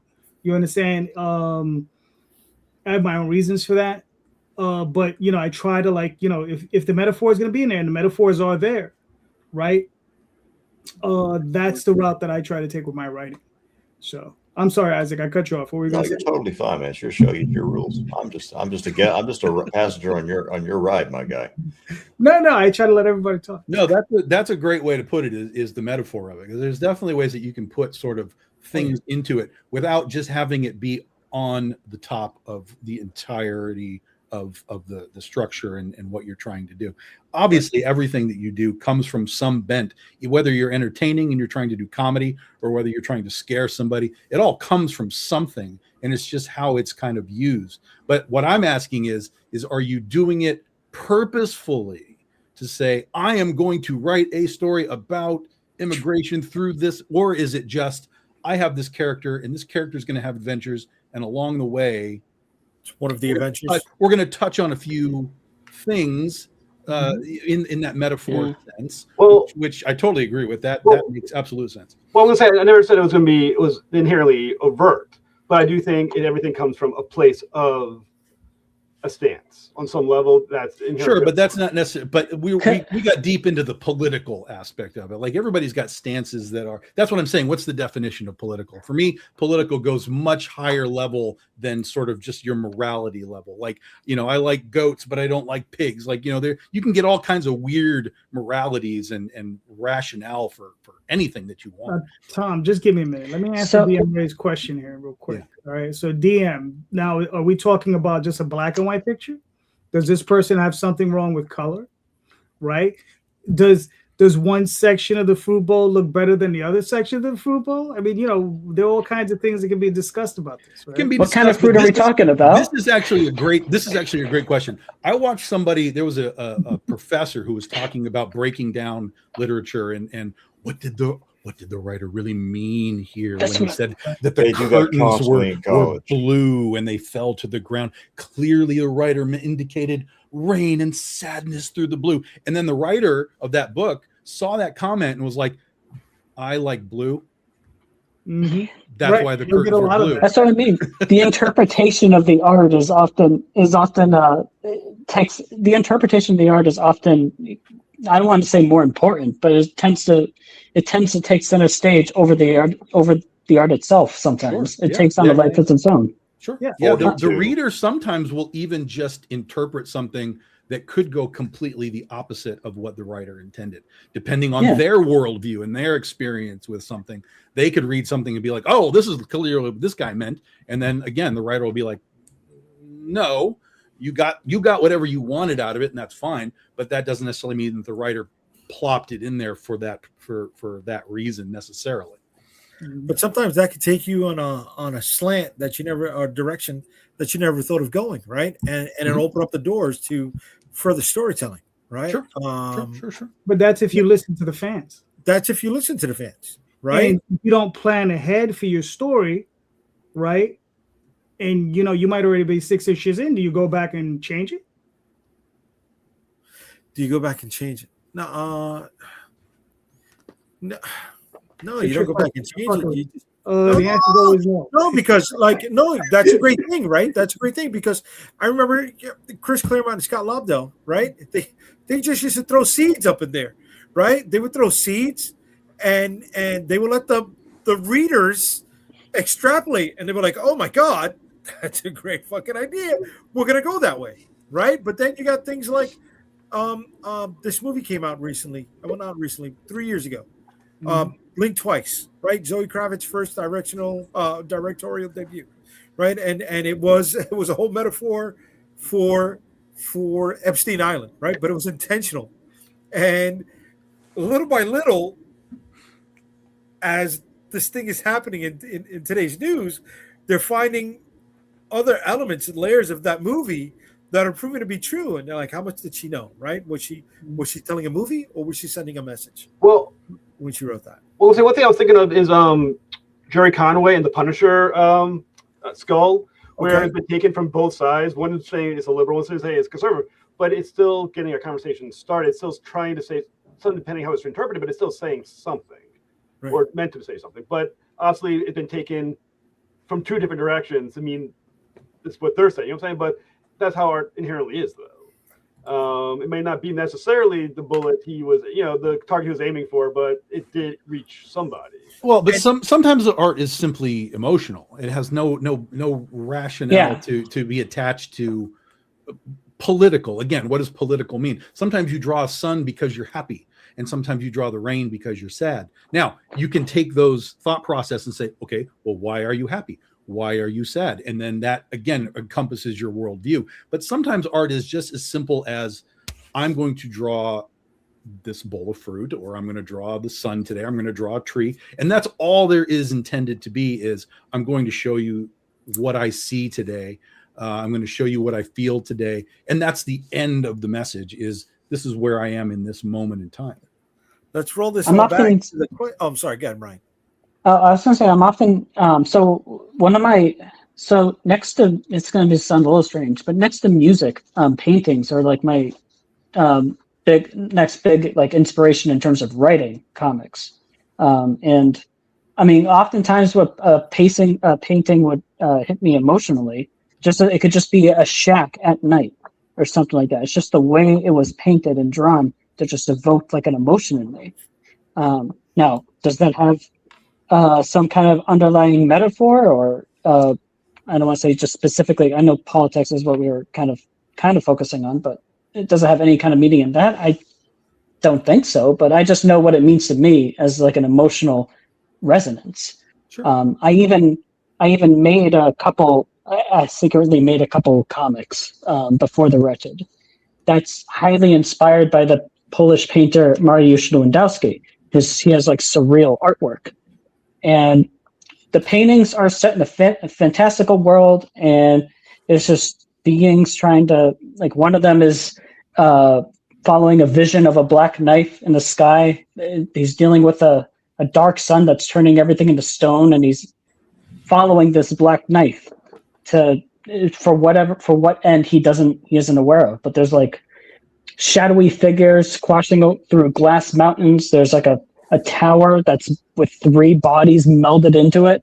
Like when I made that story, I didn't make it through any kind of political or deep message put into it. It's merely just like an emotional sort of thing that I was feeling at the time that projected itself as a comic. So I think, like, what was I saying before? I lost my train of thought. I would resonate with paintings that would just be, even could be of the simplest things, but doesn't even have to be anything with an inherent message or political or whatever thing attached with it. Isaac, you had something to add? The question is the problem. The question's wrong. It has the wrong subject matter to it. Art is not inherently political. Humans are inherently political. So the art is not political, but the instant it is beheld by another person, it becomes that immediately to that person. It doesn't matter what that art is. I can sit here, Mr. Hutchison, and go, you have a redheaded white girl behind you. Why isn't it something else? Why isn't it this? What are you trying to say? There's no message to that. But you could certainly do that if you wanted to. And somebody inevitably will. The more eyes you have on it, the more political it becomes, because you can have two humans in a room and have 4 political opinions. It's just the way it works. Mm-hmm. So my argument is that the question is wrong, not the answer. I found this interesting. According to Alan Moore, nobody interpreted Watchmen right. Oh wow. It's funny. My question would be, did Alan Moore interpret it correctly? That's what I was going to say. Isn't Alan Moore just going to like troll anyway? Like that's just what he does. But it's funny, as a writer, and I mean, and all of us are writers, right? I could have written something 10 years ago, right? That when I wrote it, it meant something to me then, but it means something different to me now. Right. Yes. Right. Well, yes. Well, I'll say I would also argue. I teach English during the day. I'm a junior high English teacher, and one thing you do have to ask the question is something true because the author says it's true, or is it true because it's in the writing of it? A thing like Romeo and Juliet, it says clearly it's fated, but the story has nothing to do with actual love.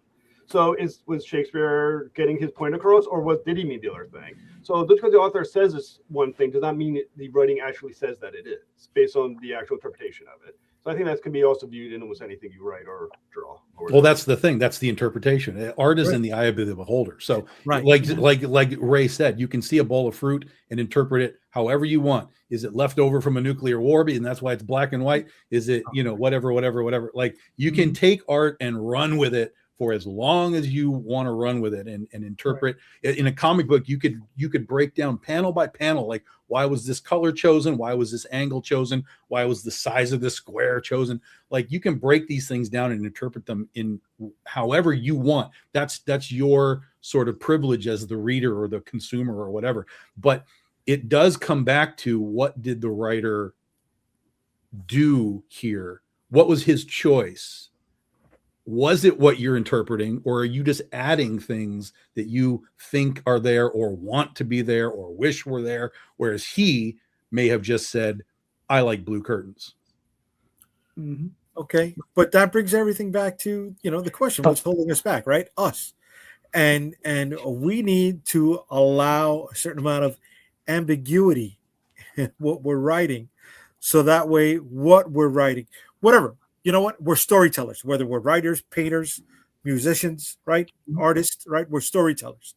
The medium is the only choice that we should have. But that little bit of ambiguity is what leaves it open to interpretation, and is what we should be doing as storytellers. And it is to evoke something provocative enough to generate conversation. Well, the ambiguity is what allows the reader, the consumer, to put themselves in what they're watching. Because if there's a gap, they fill it in themselves. Doesn't matter what it is. Yeah. They'll just be like, oh, well, I saw this and I saw this, but something happened here, and they'll just fill it in themselves. And that's where you start to get a lot of interpretation of things that if you go back to the writer, the director, or whatever, they might just tell you like, no, that has nothing to do with anything. But the person put themselves into it. One of the famous things that I loved was James Cameron, when he made the first Avatar, right? People were coming out of Avatar with all kinds of thought processes. Like, this is what this is about. This is what this is about. This is what this is about. And they would ask Cameron, like, so these are all the theories about like what this is about and how this works. And blah, blah, blah. So why don't you tell us? And he was like, why? They're all having a great time. Mm-hmm. Let them believe whatever they want to believe that it is, because that makes them enjoy it. Yeah. And that's all I'm here for. It's to create something for them to enjoy. So he never really just came out and said, well, this is about the Indians, or this is about this. He was just like, doesn't matter. It is what they want it to be. And I thought that was a really interesting way to kind of deal with it.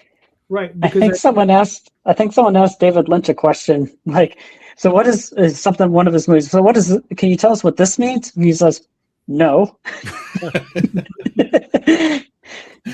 Yeah, and that was it. The most interesting work, I think, allows itself to various forms of interpretation by the readers, right? By the people consuming it, right? So that everyone comes out with a different opinion. that's why we have, various things we could discuss after watching a good movie, right? We could sit back and watch and discuss all these various points. And that's what makes, I think, a good piece of work, or at least that's a segment of it anyway. Yeah. Cool. Yeah. All right, gentlemen, we made it to hour 2. Good job to everyone. Thank you. You're all great. Let's start with Brian. Please, Brian, where can we find you and your work? Okay, well, the easiest way to find me, I think, is to search up Fractured Heart Productions on Linktree. You'll be able to find a link to the Kickstarter, 2 links on Global Comics where you can read the first 40 pages of The Wretched for free. And you can there will be links to various me on various social medias, like on Instagram, which is just my name, Brian Mannell, Instagram, Blue Sky.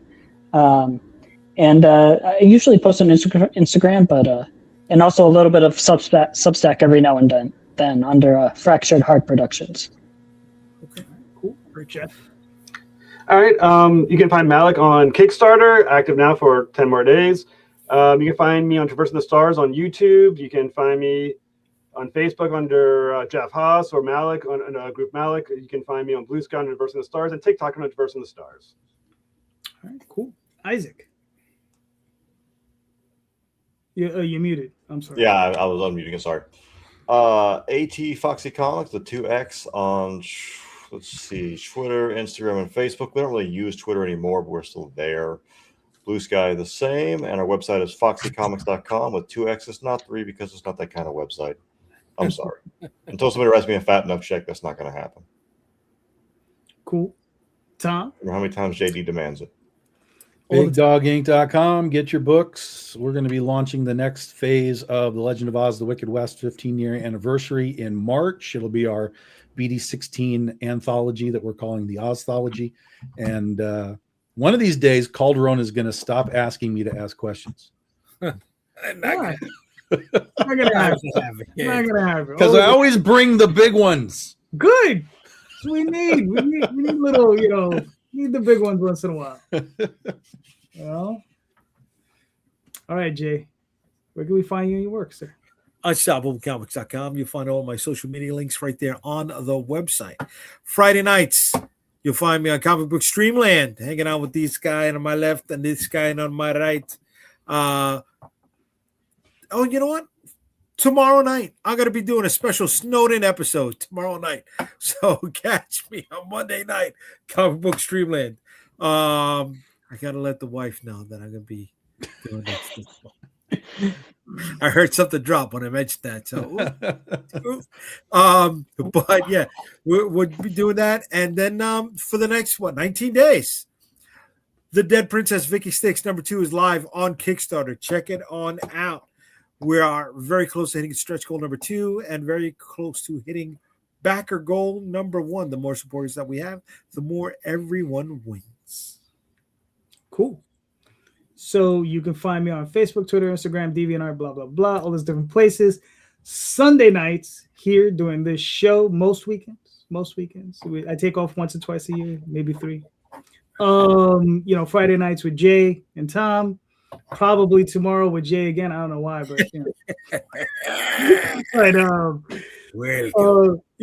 just to let everybody know, tomorrow night or tomorrow, probably about noonish, the Oswald Chronicles will be returning to Kickstarter. Why? Because you can't keep a good mouse down. That's why.